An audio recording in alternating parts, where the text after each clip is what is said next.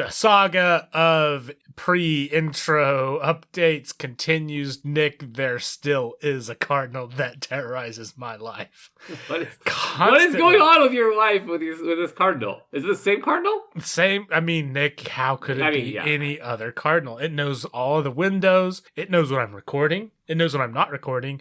Honestly, I don't know that it knows either one of those things. It just knows when it's any time of any day because it finds windows and terrorizes them accordingly. There was like a time where I feel like it chilled out a little bit. I don't know. It's just because it got hot here and needed to, bide its time or whatever. But yeah. So if you hear random, clanks and donks around this podcast, it's not me. It's your captor. It's your captor, your tormentor. My tormentor. It is, yeah. I would. At some point, it's got to be illegal. I don't know how you take a cardinal to court, but I mean, we got to be getting close to that. But anyways, Nick. So I just want to give you the pre-show update. Still getting terrorized.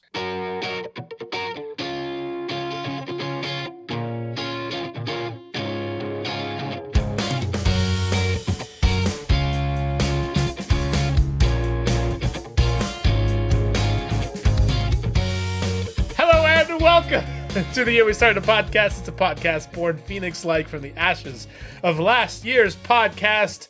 I am trying to remember what we're doing. I'm your slimy co-host, Jeff. That's not good. I'm a cardinal or something. I'm Nick. Hi. And this is a podcast where a couple of friends half a continent apart that want to come together and talk about some of the things that are fun and interesting to us. Nick, sometimes we read books, yes? Occasionally. I've been known to have read what's a good book? What's a good book that you've read lately, Nick? Did I tell you that I was reading because I had to restart because I'm an idiot? 7.5 Deaths of Evelyn Hardcastle. Do I even know what that movie? Do I even know what that movie is? I don't think it's a. I do not believe that it is a movie. If it's a movie, then my friend who recommended it to me, I should not have. Okay, what is this? Looks like a very old book. It is not. It's a murder mystery book that is relatively new. It's like 4 years old or something like that, and it is a. But we've talked about this book on air because I didn't finish it before, and then I restarted it recently. What else have I read recently? I'll tell you what, Nick. I'll say if we talk on this podcast or honestly as friends and you're like, hey, I started this book and I didn't finish it, that's not a very good endorsement for me to oh man, I know what I gotta pick up next. It's very good. I'm an awful reader right now. I just something about me in sitting down and actually finishing a book. I will occasionally go to the pool with Jen and just sit there and read for 2 hours and be like, oh, it was amazing, and then I will not touch that book and go to the pool again for a month. You know what I mean? But I've also started The Name of the Wind, which is part of the Kingkiller Chronicles, which is a really popular fantasy series, and I've been listening to that as an audiobook, which is why it's gonna go faster and better. And that has also been really good. I've been trying to listen to audiobooks that aren't fantasy series because I'm not just a nerd. I'm a nerd I'm a well-rounded nerd. And instead, what I've learned is I can't pay attention to serious literature in audiobook format. So I'm if I miss a chapter because I'm spaced out thinking about hamburgers, who cares? You're so dumb. Name of the Wind, that actually, that's the Kingkiller Chronicle. Is that correct? I'm looking. That is extremely well reviewed on the internet. It's really good. People so far. seem to like it a lot. Yes. I couldn't tell you how far in I am out of pages, but I am a couple, I think 2 hours, 3 hours in to the audiobook, and it is excellent. It definitely feels like a slow burn, especially starting out, and it kind of has this you know how Zelda games and 90s RPGs start out and you're in a little small town and it's the scope of the story is starting out in a very quaint, humble beginning. It has that going for it, which is nice, but also it has is very reminiscent to me of all the beautiful RPGs that I grew up with. But the flip side is that it does give it a slow start. And it is a big audiobook. I don't know how big the book is, but the series is incredibly well received, and a bunch of my friends actually read it read it independently of people that don't know each other. So how many hours is the Name of the Wind? Ooh, let's see. It is 28 roughly. Oh, wow. Yeah. So I'm actually 5 hours in. Sorry, I lied. Yeah. 2 hours, 5 hours, whatever. Oh man, but 28 hours. That's a long book. That's a good thick book. I don't know the last true like fantasy epic style anything that I've read in a long time, and I think for me it's like the entry point. I bounce off things so easily if it doesn't capture me in the first like 1 hour or 2 hours maybe. I completely agree. And so I find it really challenging because it's not my like natural genre of thing to dive into. I do really enjoy it if I can get sucked in, but like getting myself to be at that point is a bit of a challenge. But oh man, I have thought about it, and I actually do have, because I think Mistborn was another one that you maybe recommended or the internet recommended. We talked about Mistborn not that long ago. Yeah, and so like I've bought the first book and I started listening to like the first 3 minutes. I'm like, I don't know if 3 minutes. You maybe need to find a time that you'll be like forced to like, that you're like, if you're gonna go on like a long drive or like an hour long drive, that you that is like the perfect circumstance to kind of force yourself to listen to to it and get through the intro, because there's no book that's captivating. Well, that's not true. Actually, 7.5 Deaths of Evelyn Hardcastle is captivating from the first paragraph. I lied to you, but most books cannot be like, we're gonna grab you off the first page. It's just not possible. Yeah, and I definitely acknowledge that. For me, it's just like my brain has been trained so poorly from the internet of the last, 10 years that like, well, if it hasn't gripped you in the first 15 seconds, it's not worth consuming. And you considered having a shorter attention span, says the internet. Yeah. Here's some quick pictures we can flash at you. But no, so first off, this is a good conversation to have because in 2 days' time, I will be on an 11-hour drive to Indianapolis with my children. Who will be definitely engaged in some very highly scientific growth activities for their brains, and definitely not just zoned out watching movies the entire time. Right. Watching the entire series of How to Train Your Dragon or whatever, just like... Yes, for at least half of it. But no, I am definitely, I've been like scoping around for a book to read because, and I'm kind of a weird person because like on road trips, I do sometimes like to just sit in silence and then just chat idly about things like that. I don't know. No, I enjoy that too. If you have a good, it can just kind of be good company. Right. Good if you have somebody that you like your wife or somebody. But genuinely it's a good time because like goodness knows it's hard to find the spare hours in the day to just chat about whatever, but also driving forever is a long time, and so I have been looking a little bit, and I've looked at the Mistborn audiobook on Audible for a little bit, and like maybe this is the time. I'm not sure. Okay, so let me give you two more. We're diverging off of actually doing a podcast to just talk about book recommendations. This is our book club. Actually, this is a very selfish thing because I need to find all kinds of things. But I love it. But I okay. So in the interest of trying to catch your attention early and grab onto you, I have two other recommendations that you could try, both with really good narrators, because I struggle if the narrator isn't good. Ooh, a good narrator makes it all. Like they can make or break a book. Exactly. So the two others that I would recommend are Shadeslinger, which I think we've talked about on here before. It's a shorter burn, I think. And there's only 2 books in that series, but it is it's really well received on Goodreads. It's got a 4.45 on Goodreads, and it's a weird genre. It's not a genre I would go back to.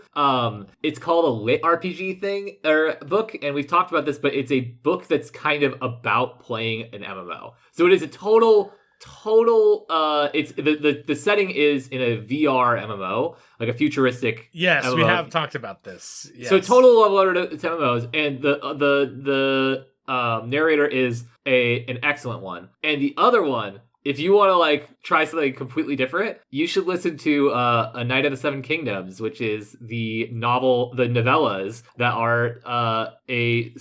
are novellas from the Game of Thrones world that are set 100 years or 80 years or something like that before the events of Game of Thrones, and they are short stories that do not revolve around any of the characters in the show, so you don't need to know the characters in the show or have read the books or anything like that. But they are quicker burns, and they are excellent, and the audiobook is excellent. So I don't know if you have any interest in Game of Thrones. I think we've talked about it, but I don't remember if you're a Game of Thrones fan. I haven't read them. Katie and I watched the show, but I haven't read any of the books. It's kind of a similar. Actually, I think I listened to the first one, maybe. Or at least the first part of the first one, but sure, yeah. Well, the audiobook for it was excellent, and I literally I listened to it all on a short plane ride, or is that right? I don't think that's right. That doesn't sound right. But I listened to it all and was like, does this narrator do any other work? Because I could listen to this guy like tell some other random fantasy story. Also, so A Knight of the Seven Kingdoms, also excellent. All right, Nick, the thing I want. Wow, this has been great. I feel like this has been very helpful. This might be an audience of one. No, this is great. I feel I'm very happy about this. Okay, so the thing I wanted to mention was you've probably gotten this from me, but I occasionally get on a kick for reading things. I either listen to podcasts a bunch or I read a bunch. But I find it interesting that you read like science nonfiction. I think that's interesting. So both my last two kicks have been nonfiction. Last two books I've read on this kick rather. So I finished, what was it? Some random science book I talked about on this podcast probably forever ago. Anyways, I finished that book. And then I just wanted to learn something. I just wanted to read an autobiography of some scientist. And I literally did all of the crazy investigative, like, what should I read, by just literally typing it into Google. And the first result was something on Reddit about how Richard Feynman's autobiography was good. And so I read it because I knew who Richard Feynman was. Do you know anything off the Should dome? I know who that is? I don't offhand. So... Yeah. It's okay. I mean, does the name even sound remotely familiar, or not? Like, not at all. It's yes, but it's a normal enough name that I could just be telling myself that. You know what I mean? I think that I am very prone to be like, yeah, that sounds familiar, and then I like learn about it. I'm like, oh, I have no idea who this is. I appreciate that because I'm like the opposite of like I just try to fake it till I make it with any sort of these conversations. Like, oh yeah, no, I definitely know who this is. Go ahead, keep going. As opposed to being honest, I'm like, yeah. There's a chance I may have heard it before, but I have no idea. But anyway, so Richard Feynman, he was a prominent physicist in till I don't know. I don't know. I have the dates in front of me, but like 1930 until 1960-ish before he kind of faded out of the. So World War II, slightly post World War II world, right? Yep. And he was a person who was famous for a couple things. One, he came up with some really early quantum theories, had lectures that Albert Einstein attended, ended up being a part, most famously, probably the thing that he did was he was a really prominent theoretical physicist for the Manhattan Project. So worked to develop the atomic bomb and worked with like Oppenheimer and all the other famous physicists there. And obviously that's a huge part of history. And then went on to do other theories in quantum mechanics, won a Nobel Prize for some of his work doing so. Very, very interesting guy. The reason why I mention it is I was kind of surprised to see it so highly, especially on some place like Reddit. I'll tell you, Nick, as an autobiography that was, I believe, written in the 70s, a person who kind of lived their whole lives in the, that sort of like the, 30s through the 70s. Yeah. Nick, I'll tell you, if that was published today, it would be unpopular by most accounts. It was a wild time machine into just like the generally like how things were like portrayed, especially like with how people treated women specifically. That's what I was going to ask. Was it like, what was about it that would not have aged well? Oh, no. Just like it was really like the thing that I liked about it was like how he would talk about how he solved some, physics problems or other weird things that he did. But it was like literally every other chapter after you got about halfway through the book was like, here's some story about objectifying women. It was just like, it was so uncomfortable. Like I've been, and I understand like in the time that he wrote that, it wasn't seen as bad, but like as a person in 2020 reading that, being the age that I am and going through all the like experiences that I've gone through, like the idea of somebody writing something like I don't even feel comfortable like reading some of the things that he said as examples. It's not worth like recanting, and it almost made me not. I had to like just accept it for what it was, because like the actual physics parts were so interesting, and I do know that he was an extrily impactful person in our in the arc of history. Even he figured out a lot of things that we won't get into all of the. I think that's an important mindset to take, and I think that like there's sometimes like we treat people with of the like historical figures that they either need to pass a purity test or they need to just be like, well, he's from then. You just he's still a fantastic. What's your problem? And I think it's worth like kind of being able to separate individual ideas from a condemnation of the man. Like it doesn't really matter if I think that that what's his name again, Richard Feynman. Mm-hmm. Yep. It doesn't really matter if I think Richard Feynman's a good guy, right? Like whether you think he's a good guy or not is not super critical in 2022. If I assume that he's passed away, right? He passed away in 1988. Right. So like he's come and gone, and dude, I wasn't even born when he was gone. Like who cares? And like I hadn't heard his name. It's not critical to the story of America that I think that he is a good guy. But I think it's like important to be able to look back and say like, dude, that is messed up. There are probably some ideas that if they came downstream from him that we got to be critical of, because this guy was like super sexist. It's like obvious that he was sexist. So if he has ideas that could be influenced by that, we should be critical of those. And at the same time, be able to realize that like, hey, I mean, if he was a brilliant physicist who like sent physics forward, and like learning about his process could still also be useful, and like learning about his life can still be a useful, interesting, enlightening thing, right? Like I don't see why we have to moralize individual ideas to the person that they came from, as long as we can still be critical of ideas because we know the context. Yeah, well, and like in all fairness, this is stuff written 50 years ago, and certainly our general opinions across people have changed significantly in the last 50 years. So like again, this is probably least egregious among things written in that time, but to me, like it's a very highly renowned book, and I get why it is, because like I said, the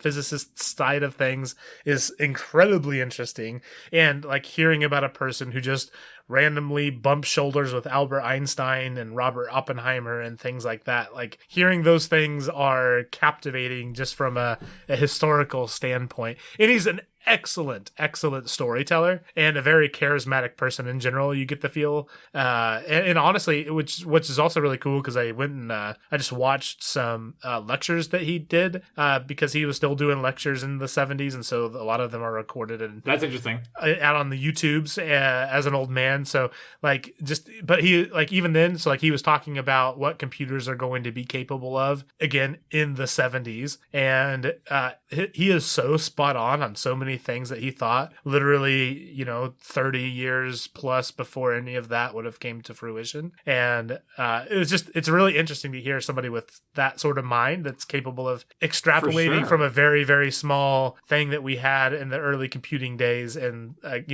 like one of the things he talked about is like right now one of the things that computers can't do is object recognition, and he's like, but it's just pixels. So like eventually there will be models that will be able to understand pixels and guess what a certain thing is. And that was like some sort of crazy thing in the late 70s.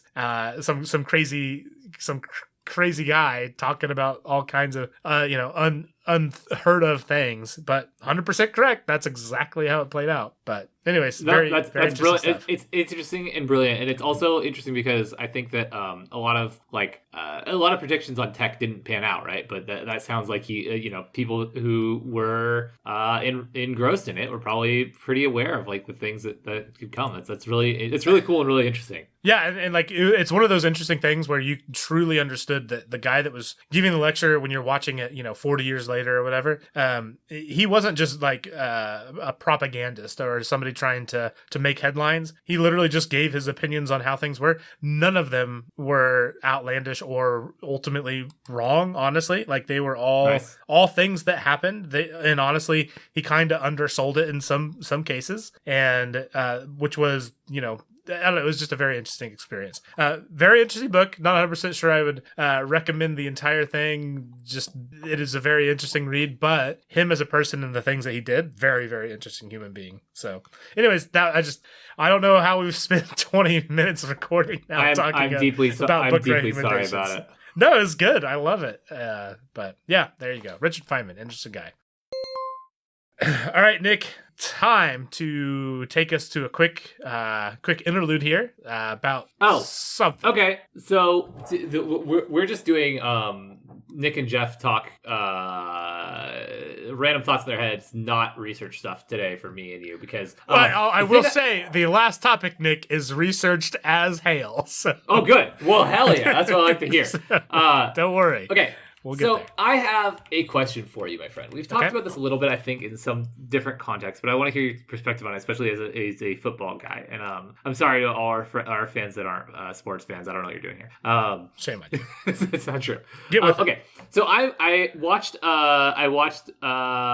freaking. There's a mountain bike downhill race this weekend, and it was really, really good and really, really fun. And it felt very inevitable who was going to win. Like, it felt the entire time like, oh yeah, I don't know why I was going to pretend like I'm not going to get spoilers. If you don't know, the internet doesn't like to hide spoilers for mountain bike stuff. It's like if you go anywhere near mountain bike stuff, it'll say like, wow, can you believe that earlier today, 2 hours ago, Amaury Pierron won the downhill race? Can you believe that he did that? Amaury Pierron's downhill race. Right, exactly. Spoilers. Right? So this guy, Amaury Pierron, has been on a absolute tear this year. He's won 3 of the 4 downhill races, and there's only 6 or 8 or something like that in the in the circuit per year for international races. There's plenty national level races and state level races that outside of that, but for the stuff that's played internationally by Red Bull, the UCI Downhill Cup, he has won 3 of 4 already, and he went last because he qualified first, and that's what they do in this format, and it was like,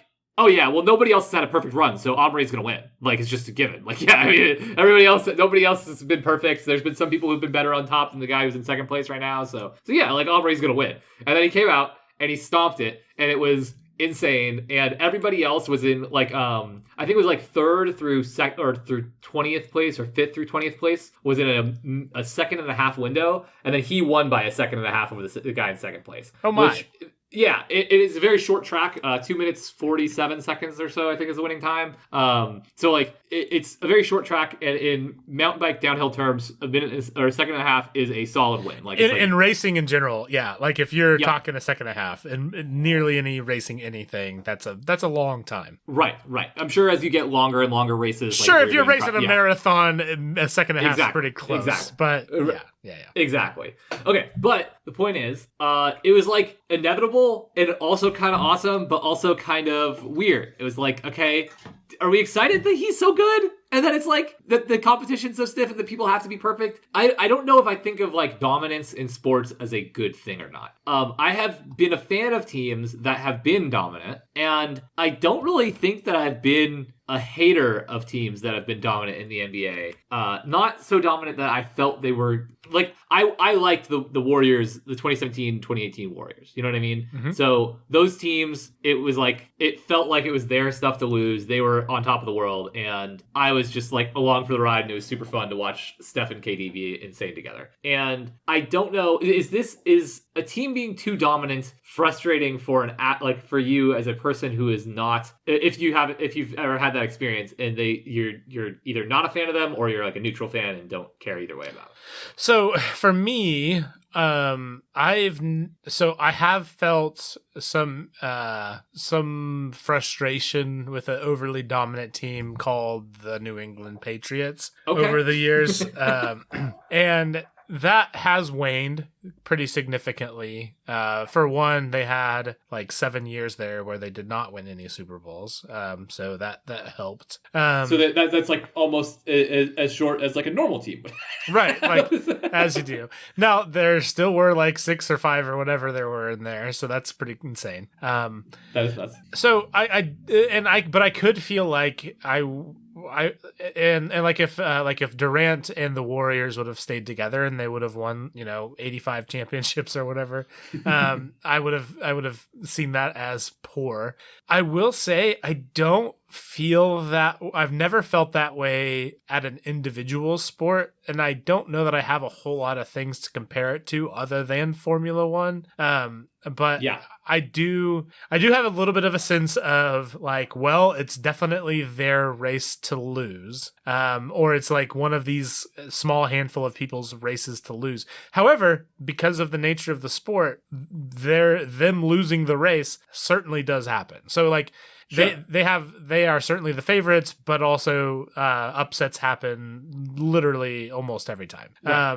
So and even in like there have and I haven't watched it enough years to probably be beat down by some of the more dominant teams. Like for example, Mercedes won the like racing team that they call it the Constructors Championship 6 years in a row, which is an incredible number of times. But that is not a thing that I've experienced. So I've really enjoyed, like, even though it has been a very dominated by a couple people sort of sport, it's still really fun to watch because you never know what's going to happen. And I feel very happy for the people that are very dominant because it's a hard thing to stay on top of for a very long time. That's what I kind of have a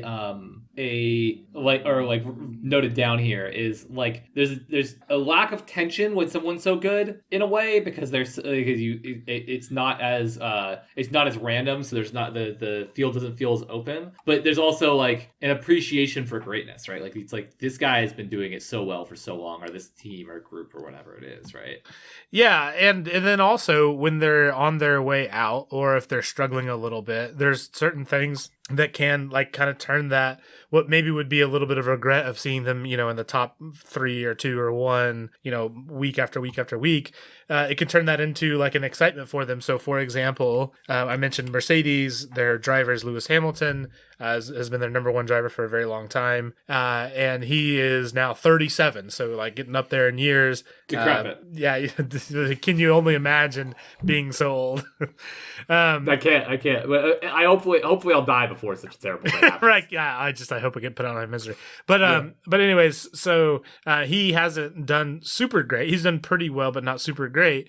But it was the British Grand Prix. He's a British guy, and I mentioned this I think on our episode the other either Patreon or maybe the one before that was the main episode.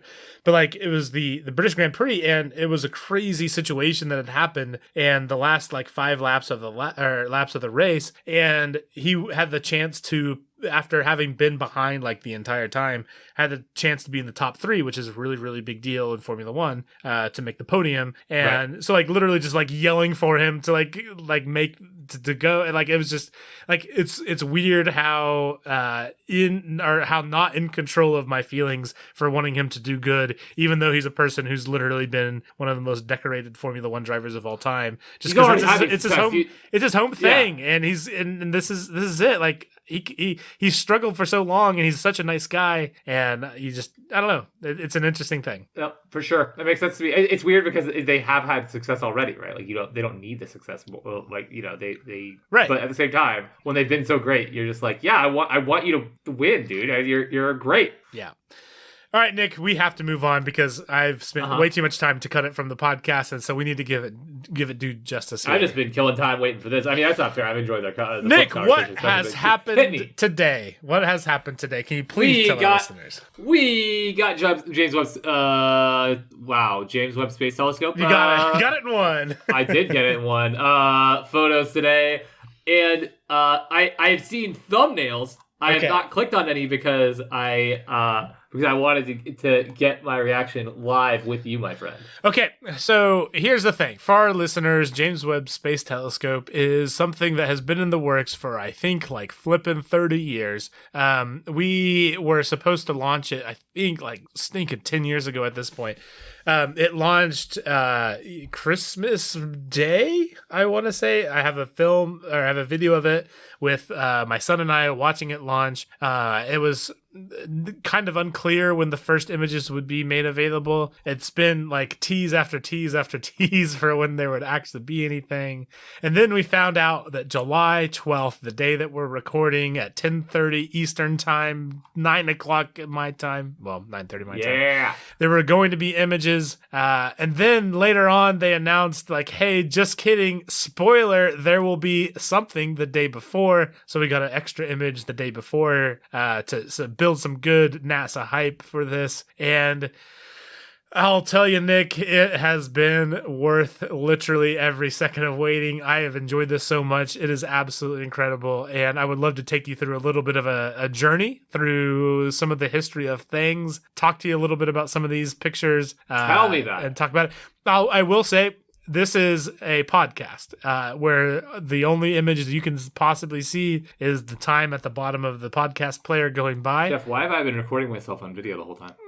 So if you're watching Nick's live stream, then this will work out great. Posted nowhere. Posted nowhere. If you're standing behind Nick, this also might work out great. But otherwise, nobody promise, back there just checked. You did make me paranoid. Okay, I promise. I will put links to each of these in the show notes in order that I talk about them. Okay. So but to be able to give some of the context to some of these images, I want to show you what we've captured from the Hubble Space Telescope. Okay. And before we can talk about the images that we've captured with the Hubble Space Telescope, I want to give just a small, tiny history of the Hubble Space Telescope. Okay. So the Hubble Space Telescope, we launched it in 1990, similar to the James Webb Space Telescope. There were like 800 bajillion delays. It took a very long time to get built. It took a very long time to get launched into space. There was the Columbia disaster in '86, I believe it was. Maybe I didn't put that in my notes, but that's off the dome. Okay. And that caused some trepidation. Obviously, an extremely tragic thing, but also just a bump in the road as far as building reliable space vehicles to be able to deliver people and instruments to space. But anyways, it did launch in 1990. However, it did have some pretty significant issues with its mirror, and it caused there to be some really bummer results from its initial images that it captured. And so, Nick, I'm going to send you a picture. I knew that this had happened, that there was an original repair mission sent to the Hubble Space Telescope, but I didn't realize how significant of an improvement they were able to make. And so I'm going to send you this. Yeah. So image 1 for people listening at home. I need to there we go. Oh, wow. Okay. So the significant ones wildly better, are the first one and the second one. So 1993, extremely blurry. Resolution was pretty garbage compared to what we were expecting to see, and so we sent out a repair mission to get things fixed up. And as you can see, in 1994, we already had some significantly better pictures. I gotta tell you, I actually think the jump from 2 to 3 is pretty significant too. But yeah, it doesn't matter. Yeah, not critical. Well, and I will say 1 to 2 is massively different. Yeah, it is massively different. I think the difference between 2 and 3 for our listeners, that's from 1994 into 2018. I think we took another pass at this exact place in the sky, and we just took a longer exposure. Okay, so I don't think there's any we probably did some initial calibration changes and continue to do so during that time. But if you see significant changes after that initial repair, that are better resolution, it's probably because we just spent more time on that spot. But anyways, pretty big deal, being able to basically turn a telescope that we were originally worried that we may have to abandon just because it wasn't going to be worth the time, into something that obviously has turned into like just an absolute gold mine of amazing science that's been done. Right. That I was gonna say, that is absolutely beautiful. Like, even in its own way. I know it's not it's not as high resolution and whatever as what I assume we're gonna see, and also what we're what is available on like cameras for normal use. But it's still beautiful, man. So the thing that we're doing with James Webb, in addition to having a mirror or a mirror array that is, I think Hubble is like 2 point something meters across, and JWST is 6 point something meters across. So let's just call it 3 times bigger mirror array.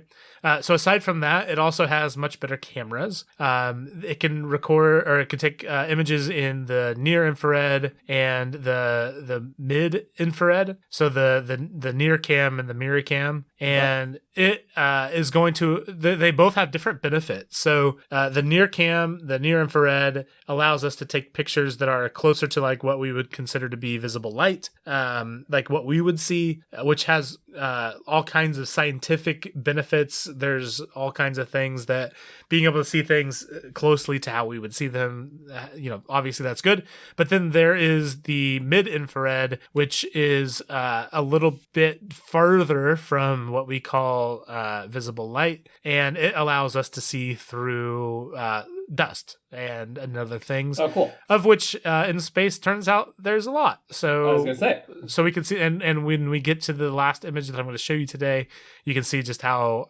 significant that sort of thing can be.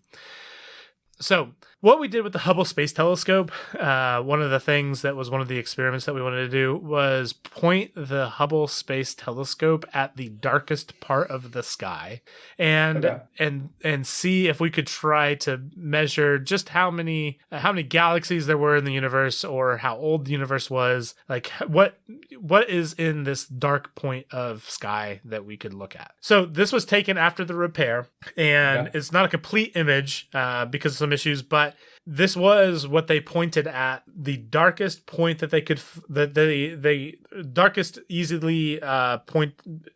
point in the sky that they could point the Hubble Space Telescope at, and this is what they found. And it's a pretty famous picture, so you've probably recognized or seen something like it before. You know what? I think I have. And there's a nicer version of this image that they took later on. This is the actual first thing that they saw. Obviously, if you're not looking at our screens, you can't see this, but the top right half is completely cut out. But there are about a bajillion zillion galaxies on the screen. Those are all galaxies. Everything on here that you see on the screen, I'm trying to see if I see any stars. There's there's 2 stars, 3 stars. So I can identify 3 stars for sure. Every other dot on this is a galaxy. That's insane. Which is pretty wild. In fact, there are 3,000 galaxies in this first picture, which again was a thing that we pointed this at, not knowing what we would find. It was just and black. We just saw 3,000 galaxies. And we just saw 3,000 galaxies. To put that in perspective, like how big is this thing that you're looking at? The original comparison back in this was in 1995. It released in 1996. If you held a dime, maybe it's a dime or a nickel. Let's go with nickel just to be generous. If you held a nickel at arm's length, that is this amount of sky that you could, like, this is what was behind that nickel. So just to think, like, to move it around the sky, that's what you would see. So that's amazing, pretty wild. I mean, I mean, humans are terrible at scale, right? But if you pay attention, or you become an adult and you care, you're even remotely curious, that like, oh man, the galaxy or the universe is huge, right? Like it's full of tons and tons of planets, stars, solar systems, galaxies, whatever. And you kind of understand that like the scope is outside of what you could ever know. But that's absurd. Unfathomable. Like that is right. It is unconceivably huge. Right. So that was something that was observed over 10 days, concluding on Christmas. Funny enough, in 1995, that was 342 separate exposures, and it took at the actual exposure time, like the time that shutters were open, was over 100 hours. So that's what resulted in that picture there. So pretty wild. Pretty damn long exposure, longer than me when I try to get that blurry effect on. This is true. Sorry, I like how I'm treating this like it's just like a fun, like beautiful, like photography session, as opposed to like the scientifically critical and important thing that it is. I want to see it in full resolution, Jeff. So I'm going to show you something. It's a GIF. It's a little bit disorienting when I first show it to you, but this is a tiny piece of that picture that I just showed you compared with what was released on Monday afternoon. And just again, for perspective, before I send it to you, this is using the same analogy of holding something at arm's length. This is if you were to take a grain of sand and hold it at arm's length, this is what would be behind it in the night sky. This is using so this was like one of the very first things that we did with James Webb was we went and looked at this exact field that Hubble found, and we wanted to see how good it looked. So this is the before and after of that. Okay. Oh wait. So this is the James Webb so this is the James Webb compared to the Hubble. Yeah. So the one where a bajillion other galaxies like pop up from the background. Like there's little, because again, it might not seem like a lot of significance when you see like a little tiny little like 3-pixel clusters of light. Each one of those new clusters of light is a new galaxy that is farther away of anything that we've ever been able to see before. Unbelievable, dude. And just like one of my favorite things is the lensing just north or up and to the right from the main star that's in this picture. The lensing around that's being like spread around the center of another galaxy. Yes, and that's just all light being affected by gravity, and it's so flippin' wild. And there's lots of other gravitational lensing that happens in this photo. But man, it was really cool. I will say it was amazing, and I loved it very, very much. But all it made me want to do is like see more, because like, this is cool, but it was already so amazing originally that it's like, yes, it's very, very amazing, but also it was amazing to begin with. So right. So that was the Monday night image. So the first thing I want to talk about outside of that happened earlier today is, and there were 4 or 5 major drops today. I'm only going to talk about 2 of them. The first one I want to talk about is the Southern Ring Nebula. And let me snag that bad boy. And the Hubble found this first, but it's kind of a similar thing where it looked really cool with the Hubble, but also looks really cool now. But there, with the mid-infrared, we were able to see some stuff that we've never been able to see before. And I'm just going to talk you through this left to right. So let me know when you get that pulled up. I do. I have it.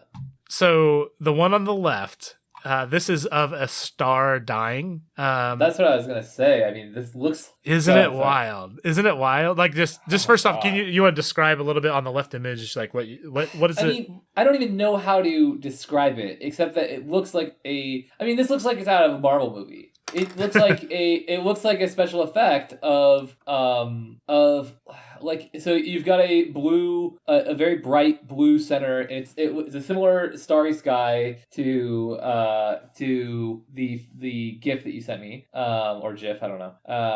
And it's surrounded by the blue light is surrounded by and interspersed with orange light, which fades out to red light. And now that you say it, I can see that it's a star. So is it an implosion? So stars are very interesting on how they die. And depending on the situation, they can die in lots of different ways. And I'll get into exactly kind of what's happening here. But in this image, you are seeing what is waves of hydrogen and helium being blasted off from this dying star. and then there's like a yolk area around the star. That's the right way to describe it. Yeah. That in the very center of it is still very bright, and I'll get to that in a second. But that is like the gas that ends up being all of the orangish color outside of it. This is in a nebula, and this is a dying star, and it's just all of the waves of gas, and then the blue part that looks like the yolk part of things is actually a lot of the remnants of the inner part of the star, like the core of the star, off gassing. I don't even know what the right words are to say, but it's losing its mass to space. Okay. So what we've known about this is we've known it is a binary star, meaning there are two different stars circling each other very closely. The way we can tell that it is a binary star, we could never see it before, but we could tell that this is ovular as opposed to just being circular. So we knew that there was another force of gravity rotating around internally in this that was causing this to happen. We were never able to see it before, but because now we have the mid-infrared camera on James Webb, if you go over to the right picture, we're able to see through all the gas. And you can see two little stars, one of them very red, one of them very blue. The blue one is the one that we're seeing the shine on in the left picture. It's blue means very hot. So it is still a very much alive star. And the star that is dying is the red star, which is doling out. And it's the one that has all the gas that is exploding off of it. And to me, the whole idea of being able to see this is just so stinking incredible.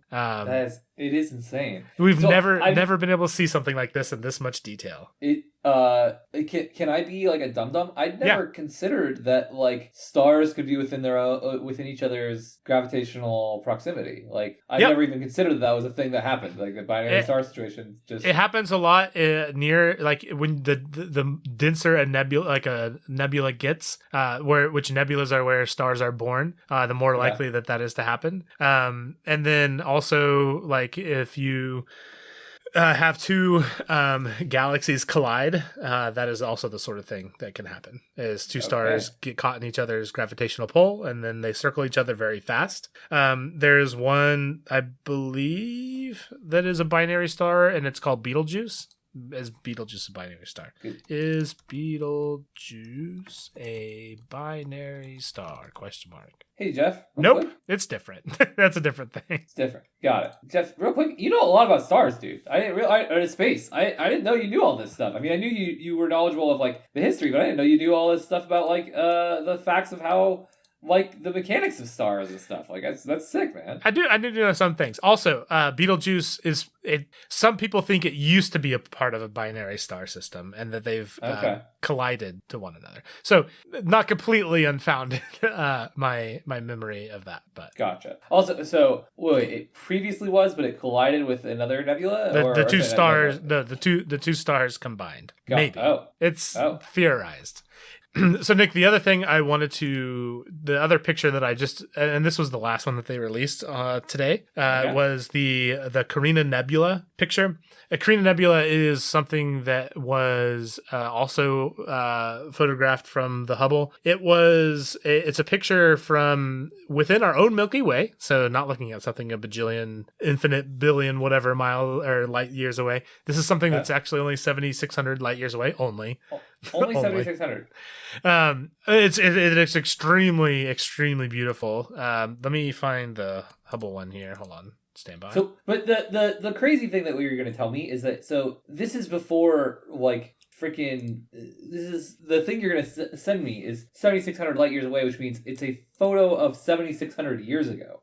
Yes. Yep. This is the taken light 7,600 years to get here. And we got it today. We got it 30 years ago or whatever. But relatively speaking, we got it today.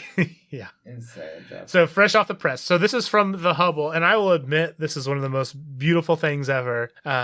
There's actually other images of this that are pretty cool too. This again called the Carina Nebula. These little dust clouds that you're kind of seeing are things that they collapse and make stars. So like, for example, that like little nodule that you see kind of poking up out on the mid left area, like that's the sort of thing that could like collapse into a star because how gravity works. It's very interesting. What you're looking at is about 2 light years across, so very big, but not as nearly as big as what we were just looking at in the Hubble deep field image. So very big, but not as big. This is a comparison one because I've seen the thumbnail that looks sort of like this is blue and orange and yeah.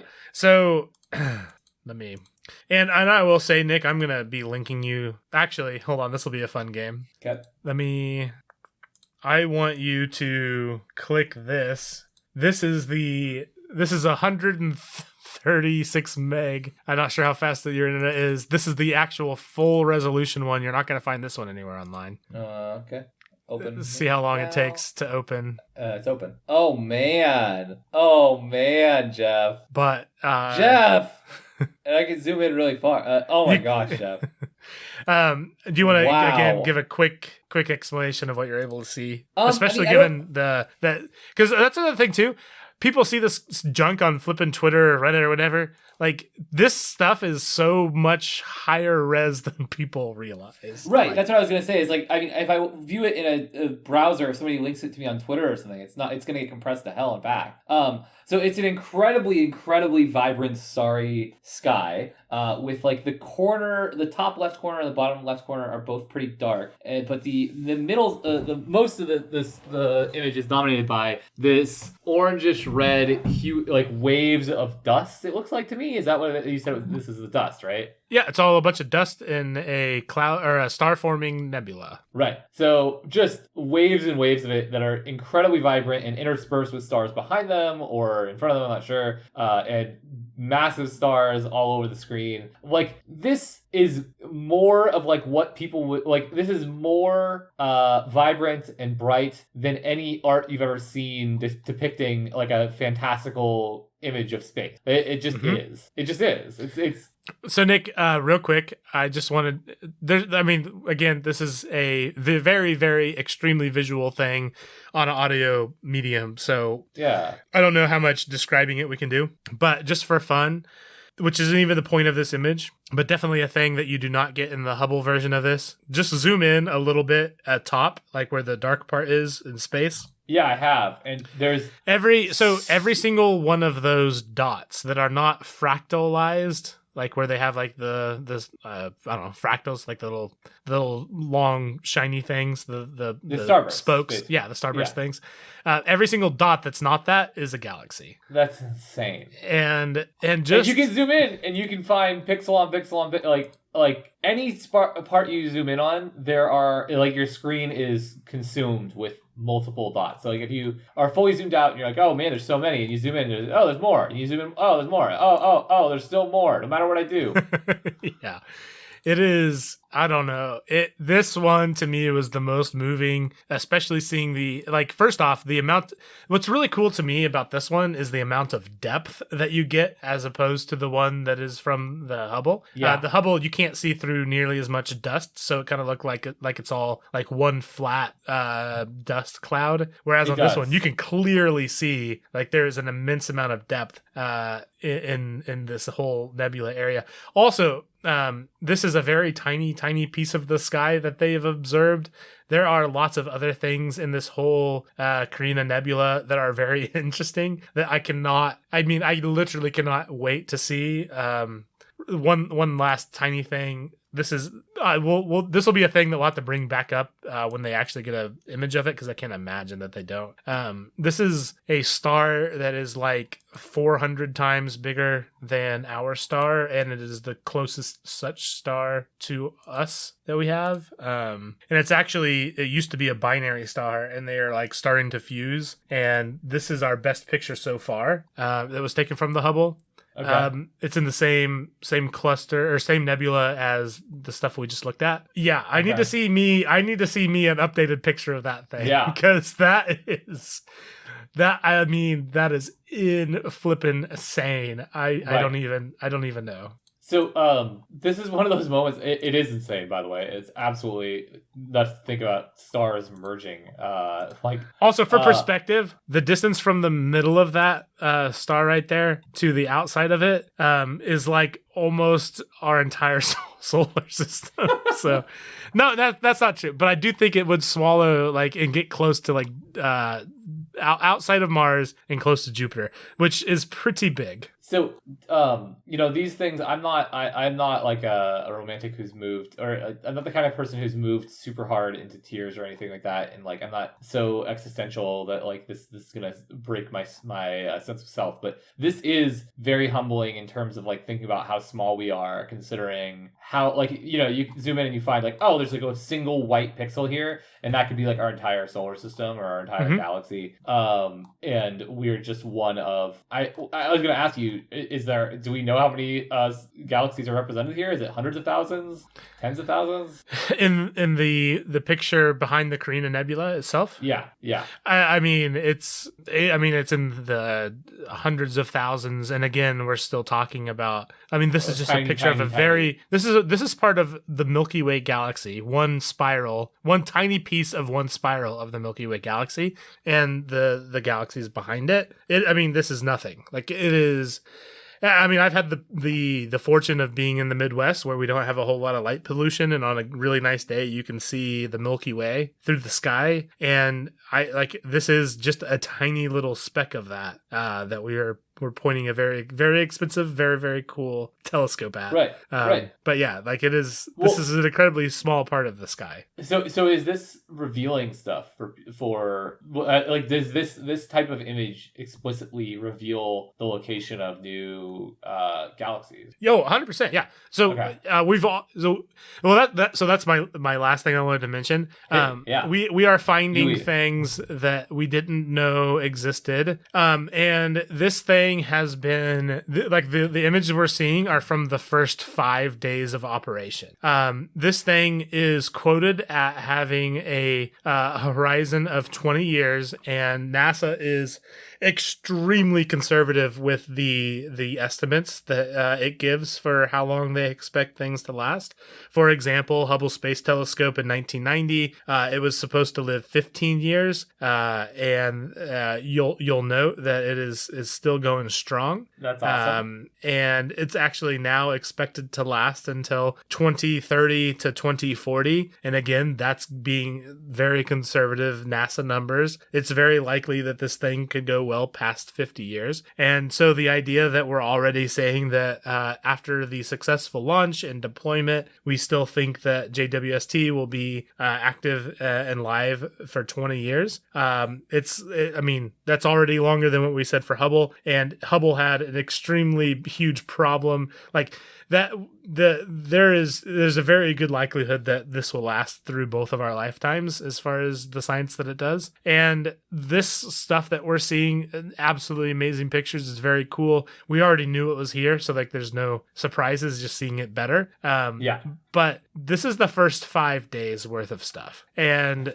it will be doing science 24/7, 365 for the rest of our lives. And I cannot flippin' wait. There are so many cool things that we've like found that we would love to have a better image of. There's black holes out in there. There's close exoplanets to take images of. I mean, there's just all kinds of crazy things. And if this is any indication of basically just rediscovering better, more informed images of and readings of things, which we didn't even get into. All these things also come with really good readings about what they're seeing, not just the actual, the physical thing that you can see, but also what are the elements that you're seeing. Right. There's just so much stinking cool science that's going to come from this. I'm very, very excited to finally not just talk about how cool it might be someday, but to talk about how cool it is actively being. It's so stinking Too freaking cool. Cool is right. I hate just repeating that, but yeah,